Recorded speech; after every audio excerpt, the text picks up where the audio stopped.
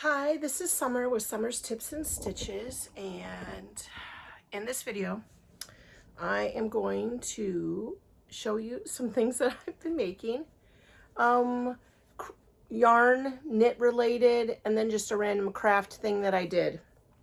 I'm looking through my pile of stuff here to make sure that's what I'm doing. Yes. Okay, so this first thing here I'm very proud of. I obviously, many of you know, make hats for my second graders, and so I'm in the thick of it this year because the year Flynn was in the hospital for his bone marrow transplant, I got kind of ahead on hats, and knitting a hat is very meditative and calming for me because it's just that same stitch, round and round and round you go. So I have made a lot of hats, and at the end of last year I decided to donate a bunch of them to the warming shelter in Oshkosh. And so this year I had to start fresh with a fresh batch of hats, which was kind of fun, but I'm in that November freak out stage where I've got exactly a month to get my hats done because our last day of school is December 19th. But I wanted to make a hat for my son. His football season just ended, and he didn't get to play very much of it because of his broken ankle, which after insurance ended up costing about $3,000. And so his team, he did get to play they made it to the second round of the semi-final type thing. I don't know what playoffs. That's what it is. And he got to play that game. So I made him a hat, but the hat pattern I've been using, Ross's hat pattern, doesn't give a fold-up brim, and Jer really likes that. So I went to my stepmom's house and I was looking at the hats she's knitted because really I only knit the Ross hat, and that's pretty much the only thing I can knit. I can do purl, I can do knit, I can knit two together. But when it comes to reading a knit pattern, I'm still very elementary. But anyway, she had this hat that measured 12 inches. So this is what I made. I did, I want to say 3 to 4 inches of ribbing. And then I did this many inches. I want to say maybe, I don't know, whatever it is, it adds up to 12 or maybe more. Maybe it's 3 inches, 9 inches, and then another 3 for the decrease. And it looks really long. I also did my technique that she actually taught me from a sweater that she was doing, although I'm not very good at it. And you can still kind of see the color change where I rotated between 3 different colors.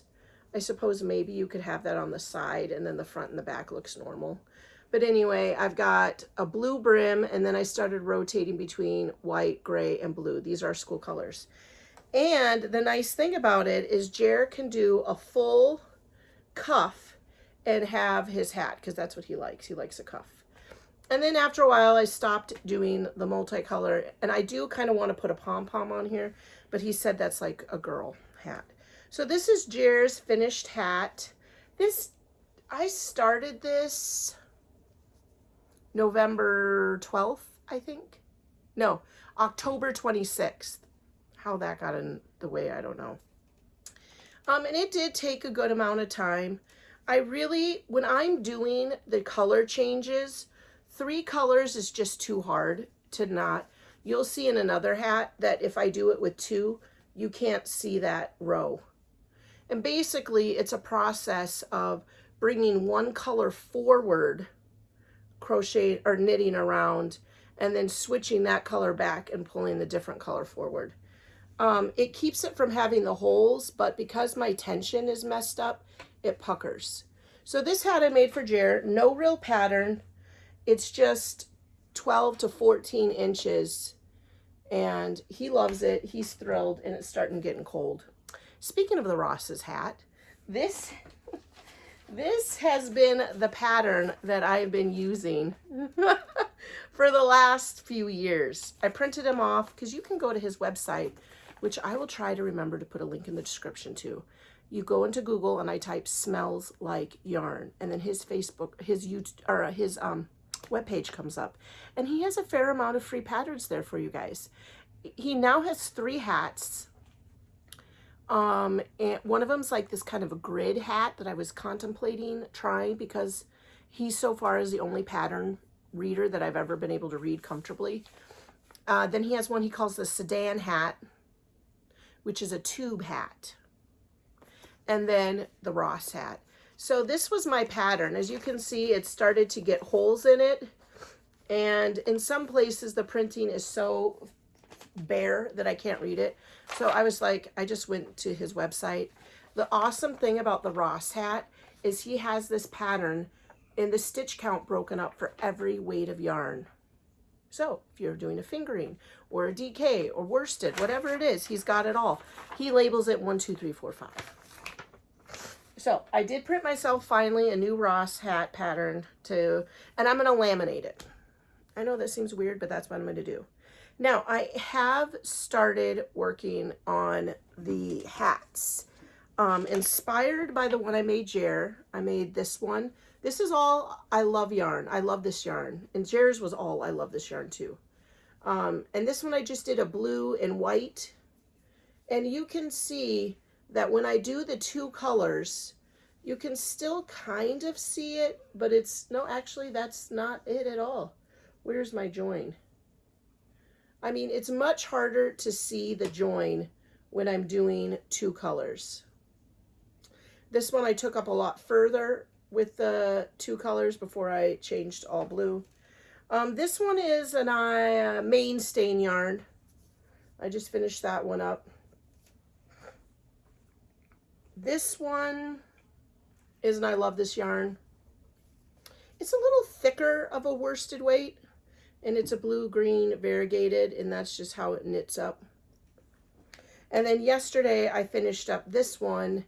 This one is a very interesting yarn.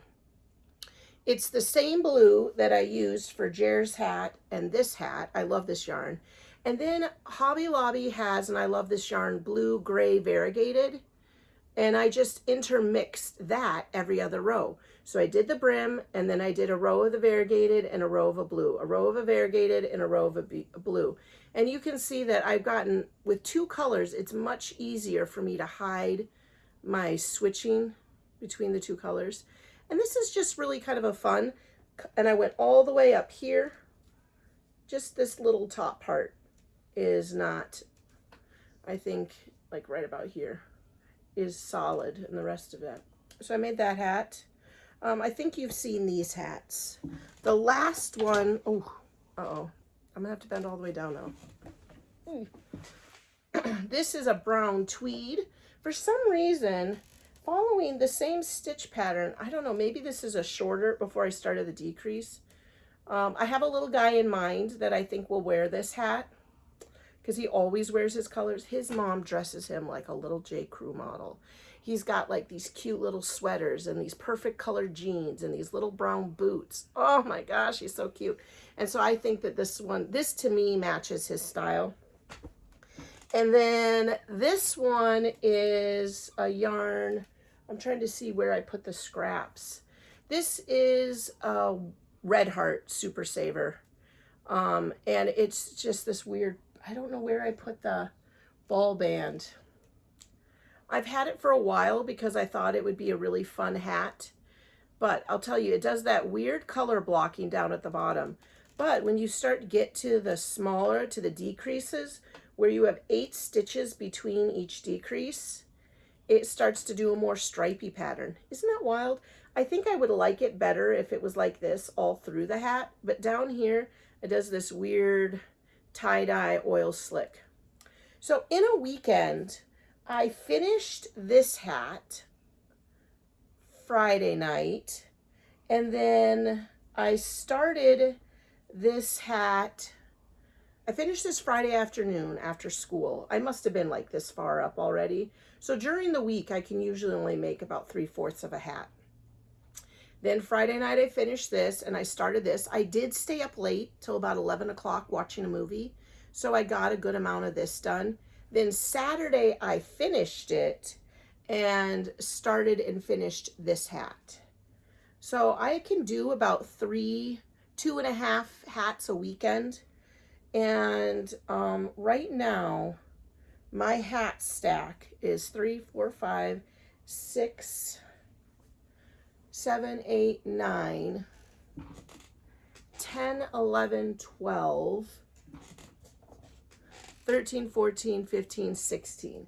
So I have about 16 hats. As you can all see, these are primarily my main favorite colors, pink, purple, and blue. I got a rainbow in there. I made that one. You guys, I actually made that last weekend. I don't think you saw that.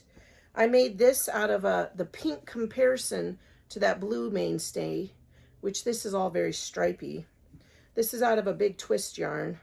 So I have 18 kids in my class, so technically I could get away with just making 2 more.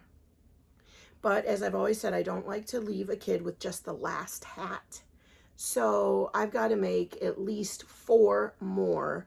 So that way everybody has a choice. They're not left.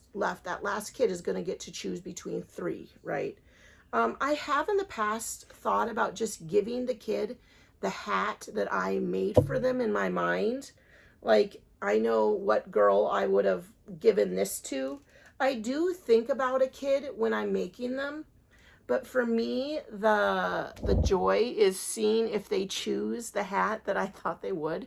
The other thing I've thought about doing, and lots of people have sent me these video clips and these pictures of different people who also make hats for their students or their kids, and they have them design them and they try to make them.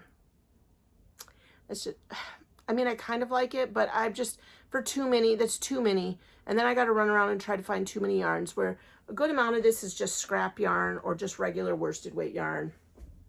I have also thought in the past, we do this activity at the beginning of the year where they put their favorite color on a paper. And so and it's about them. How old are they? What's their favorite color? What's their favorite thing to do? You know, and we get to know each other. I do try to live by that. So, you know, I have 8 girls that love pink or purple. You know what I mean?